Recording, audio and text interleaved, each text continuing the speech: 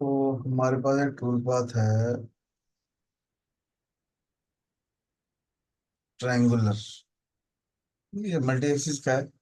तो multi axis तभी चलेगा जब हमारे पास रफिंग की होगी। तो अगर मेरे पास कोई 3D मॉडल आता है तो सबसे पहले मुझे एक बाउंड्री बॉक्स बनाना है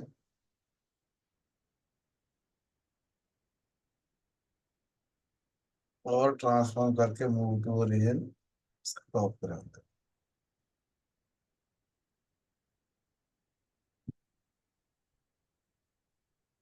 ठीक है, लाइनों का काम खत्म हो गया। इनको होम में जाके ब्लैंक। फिर हमारे को स्टॉक सेटअप में जाना है।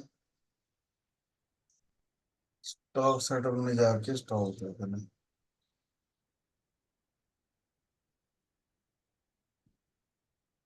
ठीक है।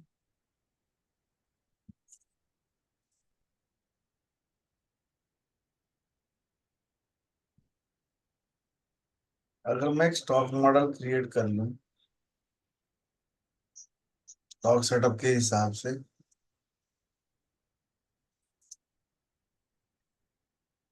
पार्ट मॉडल और ओके कर दें। कोई ऑपरेशन तो है नहीं था इसलिए मैंने ऐसे ही बना दी।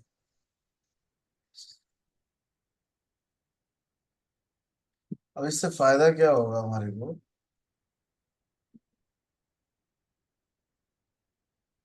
कि जब मैं यहाँ पे ऑप्टिमाइज रफिंग करूंगा तो मशीन ज्योमेट्री पूछ रहे हैं। मशीन ज्योमेट्री सेलेक्ट कर लो। स्टॉक है क्या वहाँ का वॉल पे।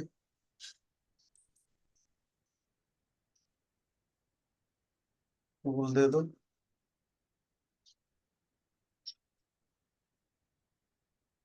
टूल नंबर दे दो। और स्टॉक में one rest material one another operation. कौन सा ऑपरेशन? ये स्टॉक मॉडल।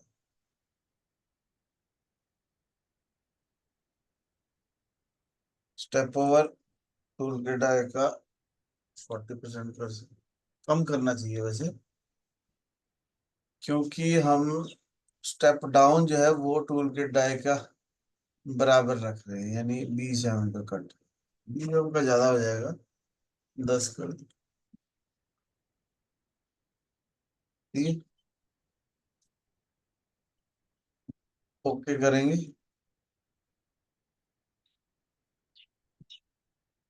तो ये मोटा मोटा सारा मटेरियल का आ गया।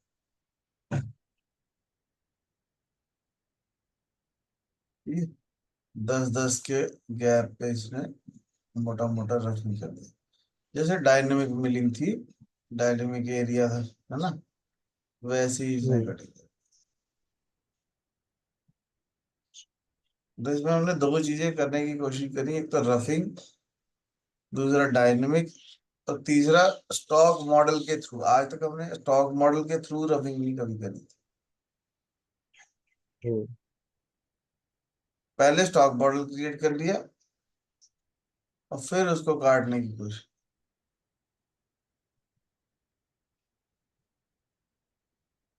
बेसिकली ये रफिंग का ही टूल पाथ है।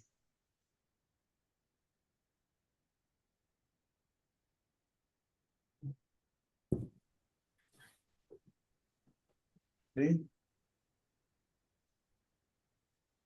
तो जब भी आपको मोटा मोटा मटेरियल कटिंग करना हो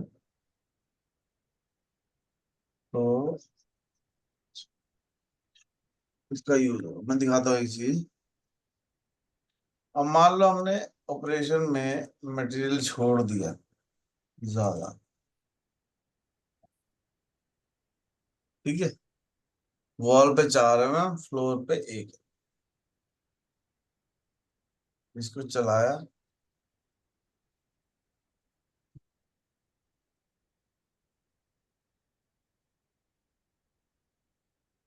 ये जो सिंबल आ रहा है इसका मतलब था वेट का, तो ये ऐसे चल गया।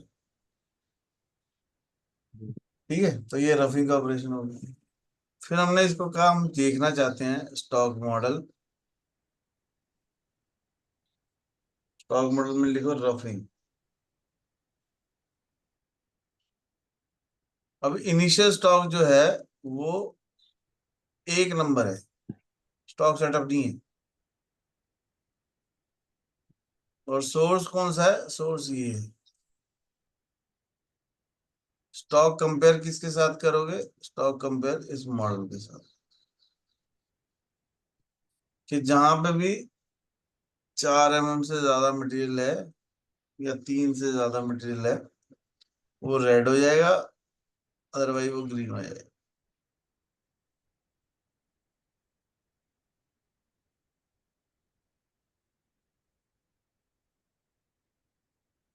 ठीक है।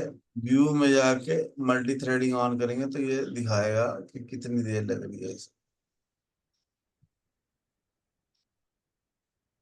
ठीक है। तो हुआ क्या, सबसे पहले मेरे पास ये रॉ मटेरियल था, फिर हमने ये ऑपरेशन किया, उसके बाद ये बच गया। ठीक है। तो मैं क्या कर सकता हूँ, ऑप्टिमाइज रफिंग के साथ ही मशीनिंग की मेट्री तो देनी है।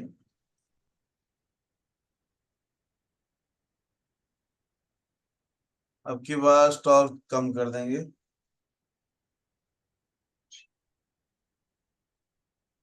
फ्लोर पे 0 कर दिया, वॉल पे 1 mm छोड़ दिया। टूल देंगे। टूल मैंने कहा जी बुल मिल देंगे।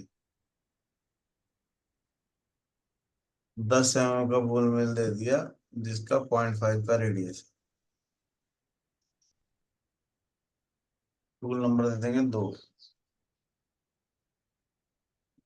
स्टॉक में प्रीवियस ऑपरेशन कौन सा? ये 3 नंबर को सिलेक्ट कर। कट पैरामीटर में स्टेप ओवर है, तो अब ये वहीं वहीं जाएगा जहां जहां 3 नंबर दिख रहा था हमारे को। ठीक है। तो एक तरीके से रेस्ट मशीनिंग हो गई। देखो यहाँ लिखा आ रहा है ना ऑप्टिमाइज रेस्ट। वैसे तो यहाँ पे भी लिखा आ रहा है, क्योंकि हमने स्टॉक मॉडल लिया। अगर स्टॉक मॉडल ना भी लेते तो भी वो ऐसे ही चलता। तो सेकंड टूल पाथ वहां वहां जाएगा जहां जहां पहले वाला टूल पाथ नहीं गया था। ठीक है। मास्टर कैम में फायदा ये है कि जितनी देर ये चल रहा है उतनी देर में और कोई काम कर सकता हूँ। ये मतलब मैं अगला टूल पाथ भी ले सकता हूँ। एक इसमें टूल पाथ है हाइब्रिड, उसका नाम ही हाइब्रिड है। तो वो कह रहा है स्केल अप और कांस्टेंट जेड दोनों की अप्रोच से स्टीप एंड शैलो एरिया पे चलाने के लिए काम आएगा। तो फिनिशिंग के लिए इसको यूज कर लेंगे। फिनिशिंग अब मुझे 0 करनी है। ठीक है। टूल चाहिए। टूल हमारे को स्फेरिकल चाहिए, 6 mm का। ठीक है। टूल नंबर हो गया 3।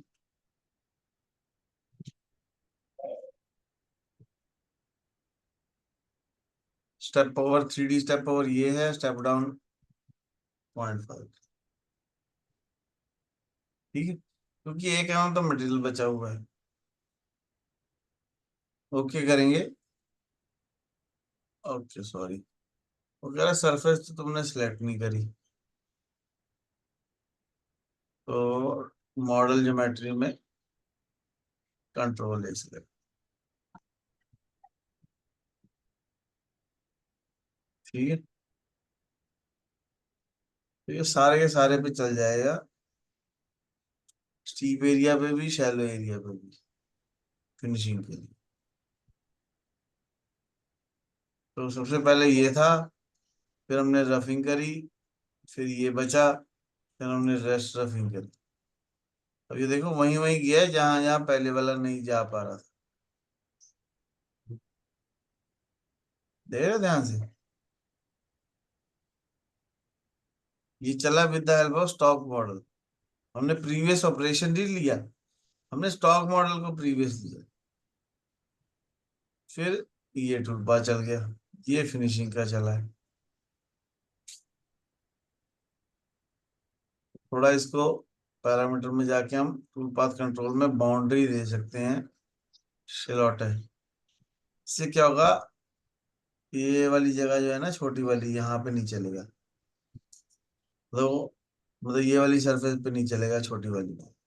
उसमें पूरी बाउंड्री लेके उसके हिसाब से मॉडल की जैसे परछाई होती है, अब इस मॉडल की परछाई क्या होगी, तो उतनी बाउंड्री बना देंगे। और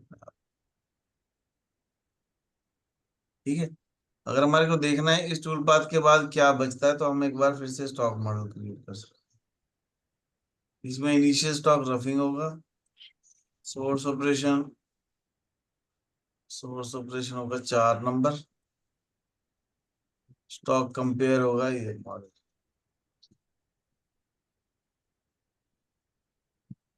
ओके, ठीक है,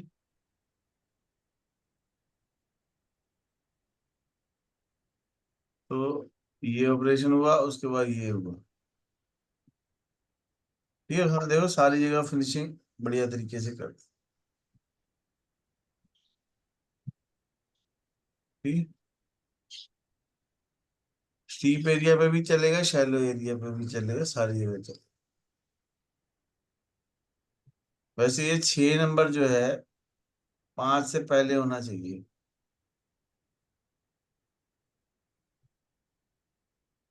ठीक है, ये पहले स्टॉक मॉडल, फिर ऑपरेशन, फिर स्टॉक मॉडल, फिर ऑपरेशन, फिर स्टॉक मॉडल, फिर फिनिशिंग का ऑपरेशन। समझ रहे बात, पहले ये काटा, रफिंग चलाई, फिर ये बचा, फिर री रफिंग में चलाई, री रफिंग चला के ये बचा। ठीक है, देख रहे हो कहाँ कहाँ मटेरियल बच रहा है। यहाँ पे 3 है, यानी कि यहाँ पे 3 mm का है, तो ये 6 mm का टूल तोड़ देगा सारा कुछ। समझ रहे बात, इसका मतलब यहाँ पे हमारे को स्टेप डाउन कम करना चाहिए। ठीक है, क्योंकि कोई जरूरी नहीं ऑप्टिमाइज रफिंग ही चलाना है, हम एरिया रफिंग भी चला सकते थे।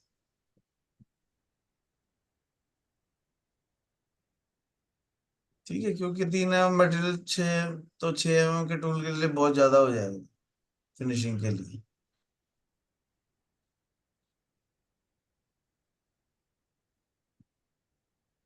व्यू में जाएंगे, मल्टी थ्रेडिंग ऑन करेंगे, दिखा रहा है कितने परसेंट हो गया।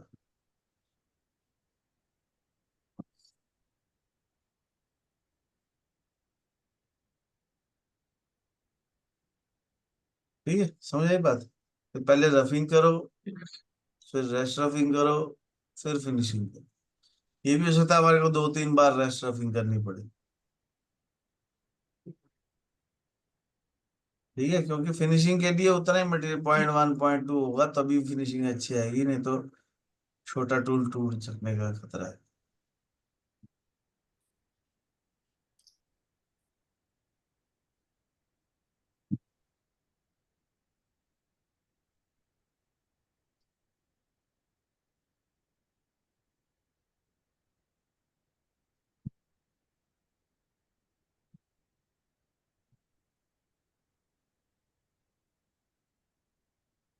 ठीक है, कोई बात नहीं, ये चलता रहेगा, जितनी देर ये चल रहा है उतनी देर और काम भी कर सकते हैं। इसको भी,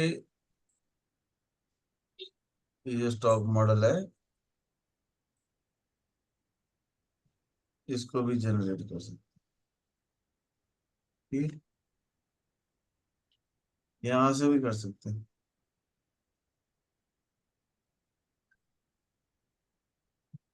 ठीक है, ये ऑपरेशन हो गया, 3-3 का कट लग गया। तो इससे फायदा क्या है कि ये जो स्टॉक मॉडल है, जब ये कट जाएगा तो फिर मटेरियल थोड़ा बचेगा, वो 3 mm बहुत ज्यादा हो गया था।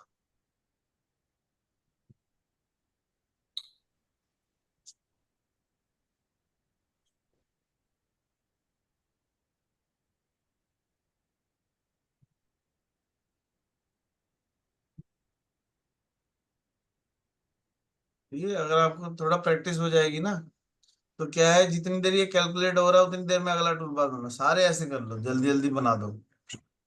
फिर रीजनरेट दबाएंगे तो वो अपने आप बाद में इकट्ठे रीजनरेट होते रहेंगे।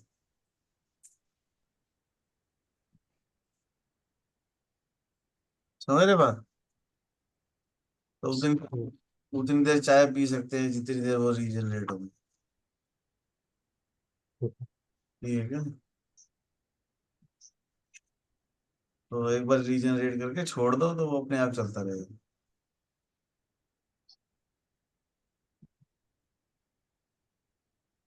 देख रहे हो?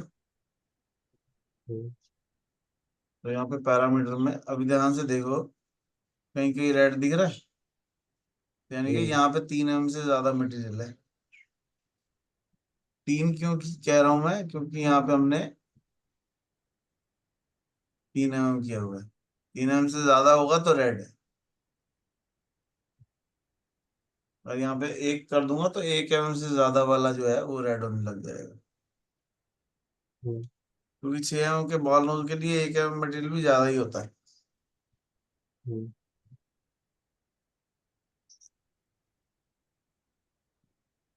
ठीक है। अब आलस नहीं कर सकते कि टाइम कम लगा, जल्दी रीजनरेट हो जाए, उस चक्कर में आप ज्यादा कट लगा दो। ऐसे नहीं करना, ठीक है? टूट टूट के हाथ में आ जाएगा।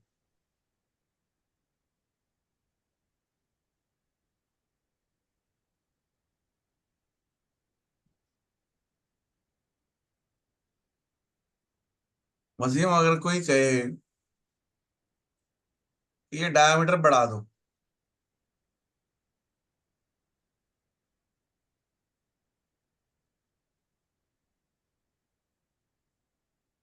तो मास्टर कैम में पॉसिबल नहीं है। और लोग सोचता हम डबल क्लिक करते डायमीटर बढ़ा रहे। अब जैसे कपिल को एनएक्स आता है, अगर यही प्रोग्राम हमने एनएक्स में बनाया हुआ है ना, तो डाया बड़ा करेंगे, प्रोग्राम भी जनरेट अपने आप हो जाएगा, ये सारे अपने आप मॉडिफाई हो जाएंगे। अगर आपको एनएक्स में ही कैम आती है, तो आपको मॉडल को डबल क्लिक करके मॉडिफाई करना है, प्रोग्राम भी अपने आप रीजनरेट हो जाएगा। अब पता नहीं ये अच्छी बात है कि बुरी बात है। बुरी भी है अच्छे के साथ साथ। पता लगे आपने जरा सा हिलाया, वो सब हिल गया। ठीक है। पर जो गाड़ी 140 पे चलाएगा, उसको ये बात पता है कि मैं गिरूंगा तो लात टूटेगी। है ना? बाइक चला रहे हैं हम 140 पे, उसको ये बात पता है। समझ रहे बात? तो उसने अपना इंश्योरेंस कराया होगा, उसने हेलमेट पहना होगा, उसने नी गार्ड पहने होगा। ठीक है। यानी अक्लमंद बंदा होगा वो। और 140 वाली बाइक चला रहा है, तो यानी उसके पास पैसा भी बहुत है, 5-6 लाख रुपए की बाइक चला रहा है कम से कम। और अच्छी सड़क पे भी चला रहा है ना? गलियों में नहीं चला रहा वो हाईवे पे चला रहा है। तो इसलिए चला सकते हैं, कोई दिक्कत नहीं। एनएक्स वाले सोचते हैं कि आप इतने तो समझदार हो ही कि हेलमेट तो पहनोगे, है ना? तो अगर आप हो, बस ठीक है। अगर नहीं हो, तो हे परमात्मा की शक्ति दो, है ना? अब ये फिनिशिंग हो गया, तो फिनिशिंग के बाद हम एक बार फिर से स्टॉक मॉडल क्रिएट करेंगे।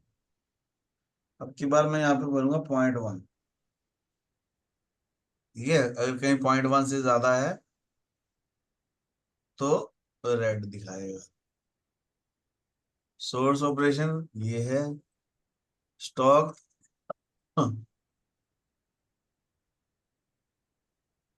Rest minimal. ठीक है।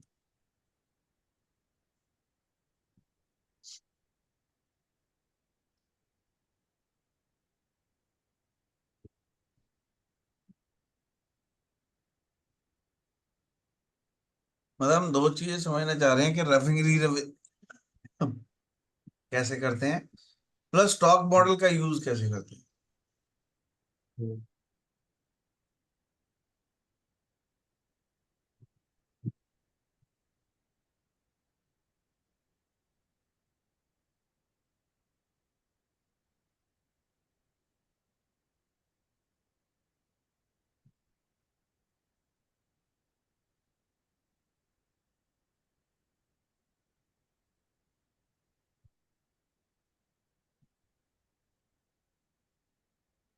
अब जैसे ये मॉडल है, अब इस मॉडल में कोई कहता है नहीं जी,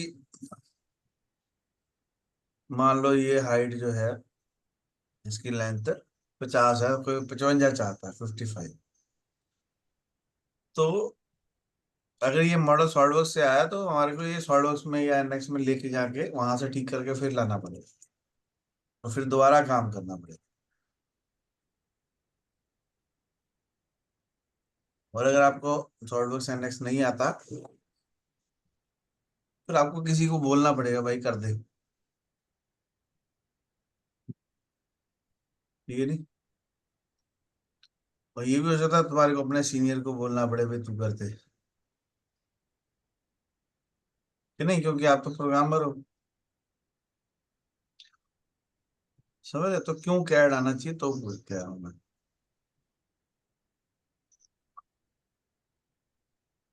समझ रहे? अब देखो, हमारे को दिख गया ना, पहले नहीं दिख रहा था, अब दिख गया ना कि किनारे पे रह गया 1 mm से ज्यादा मटेरियल, कि नहीं। हम्म,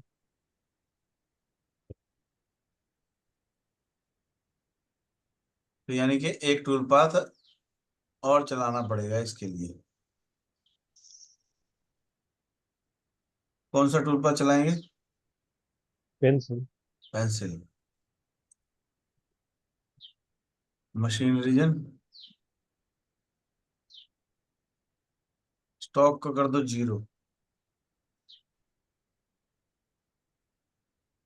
टूल चाहिए, टूल ले लेते 3 mm का बॉल नोज। ठीक है, तो 3 mm का चल जाएगा बस, बिल्कुल शार्प एज नहीं बना सकते।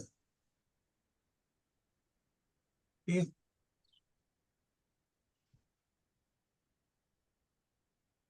स्टेप ओवर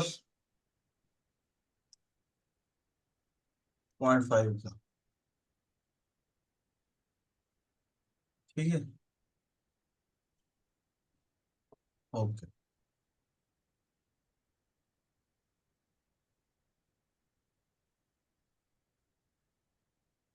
अब देखो ये नीचे नीचे चला है क्योंकि यहाँ पे तो रेडियस है,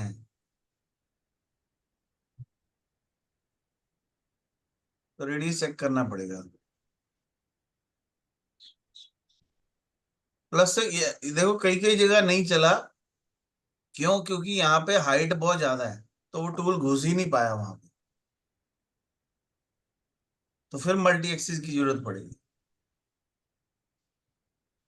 समझ रहे हो? क्योंकि या तो टूल बहुत लंबा, अब 3 mm के टूल को इतना लंबा कैसे बनाएंगे।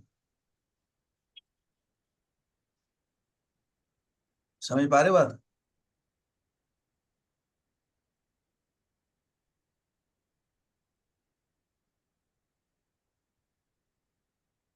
ये टूल पाथ वहां वहीं चलेगा, है ना, वहां घुस नहीं पाया तो इसलिए, वो शैंक टच करता होगा ना, तो इसलिए वहां घुस नहीं पाया।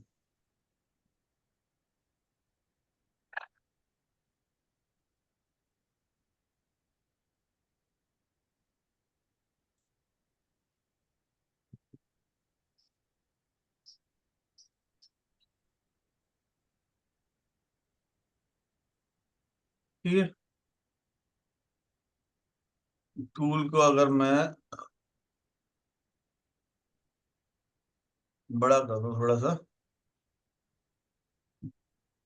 6 mm का।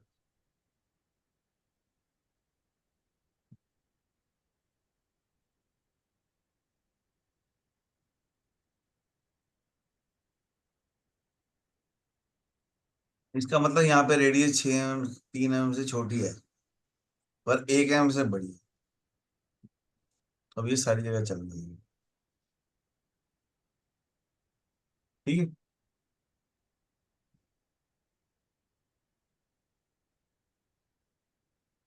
समझ आई बात?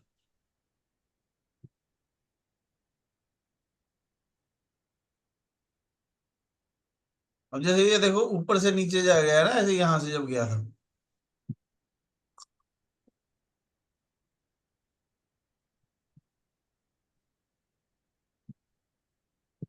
यहाँ पे एक ऑप्शन होती है पैरामीटर में,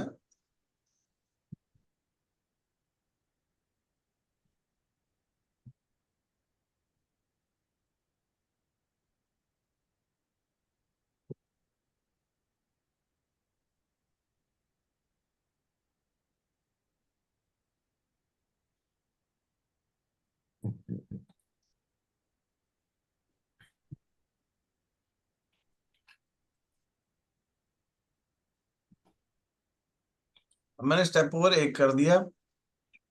रेफरेंस टूल डायमीटर, भाई इससे पहले कौन सा टूल चल चुका है? मतलब पेंसिल चलाने से पहले आपने कौन सा टूल चलाया? तो ये उस हिसाब से कटिंग।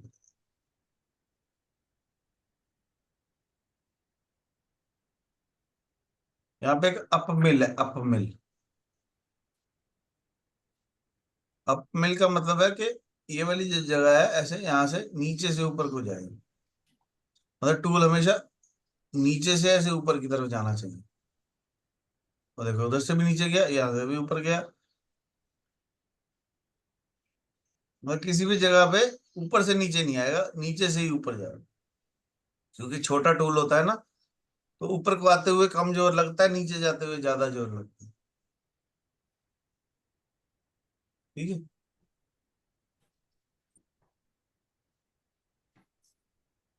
एक अप मिल है, एक डाउन मिल है।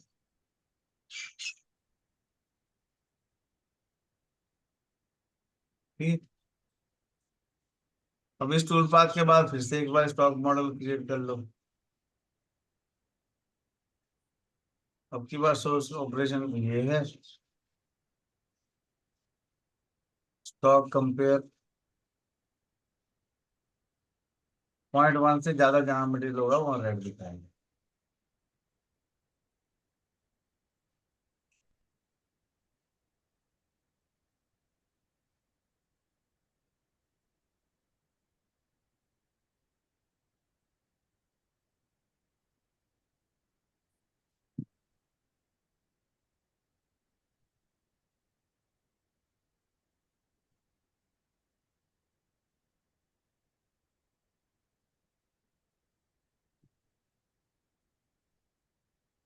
है कपिल, अगर इसको सीधा करना है, ये जो ऊपर वाली सरफेस है, जो इस टाइम येलो दिख रही है, सपोज करो इसके ऊपर मुझे चादर बिछानी है। ठीक है। चादर बिछानी है। बिल्कुल सही। उससे भी अच्छा सोचो, प्लास्टिक की फॉइल चढ़ाना है। प्लास्टिक नहीं होता, कई पार्ट को पैक कर देते हैं ऐसे, प्लास्टिक गर्म करके ऐसे चिपका देते हैं। मुझे ये देखना है, मुझे कितना बड़ा प्लास्टिक चाहिए ताकि वो इसके ऊपर फिट आ जाए।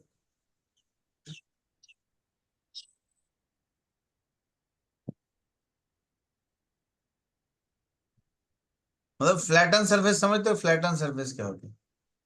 मतलब इस सरफेस को मुझे फ्लैट कर देना।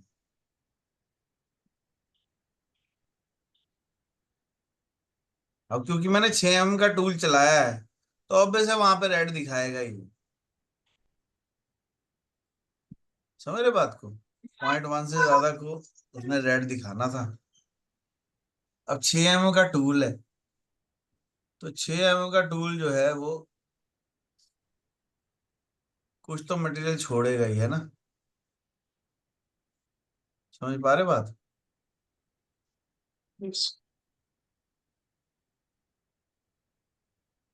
पर हमने देखा 2 mm का उससे चलता नहीं है, वहां पे जगह है नहीं। यही ठीक है।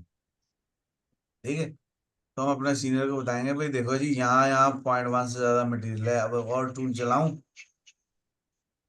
अगर वो कहेगा हाँ चलाओ तो भाई चलाना, नहीं तो ठीक है। क्योंकि ये तो कॉर्नर ही राउंड किए हुए हैं, और तो इसका कोई वैल्यू है नहीं। ठीक है, मतलब 5 स्टार का अगर कोई प्रोडक्ट बना रहे हैं, 5 स्टार होटल का, तो ये फिलेट काटनी पड़ेगी। और अगर ढाबे का प्रोडक्ट बना रहे हैं तो नहीं काटनी पड़ेगी। तो इतना ही फर्क है। हाँ, सच है ये, मजाक नहीं कर रहा।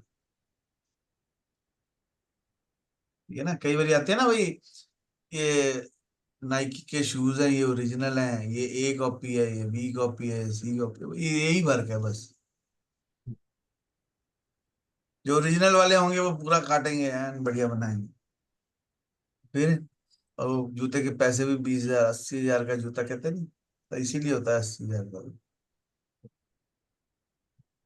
ठीक है, जो ए कॉपी होगी वो कहेगा जाने दे, फिलेट सेम तो लग रहा है।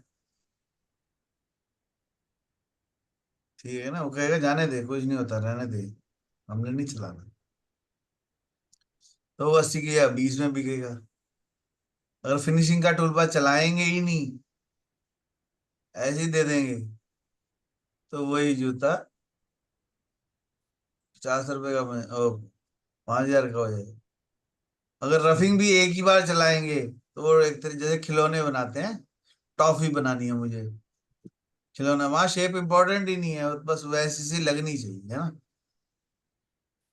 समझ रहे बात? तो बस वो सस्ती बिकेगा।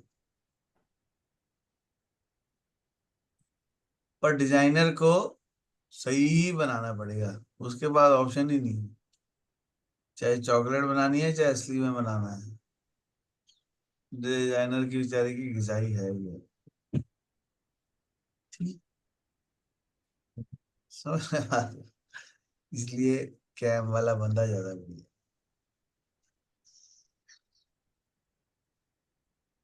ठीक है, तो जैसे जैसे हमने किया वैसे वैसे करेंगे, स्टॉक मॉडल का यूज करके रफिंग री रफिंग फिनिशिंग करें। ठीक है, होमवर्क ये है, जहां जहां रेड दिख रहा है वहां वहां पे मल्टी एक्सेस टूल से टूल चलाओ, फिर आएगा मजा।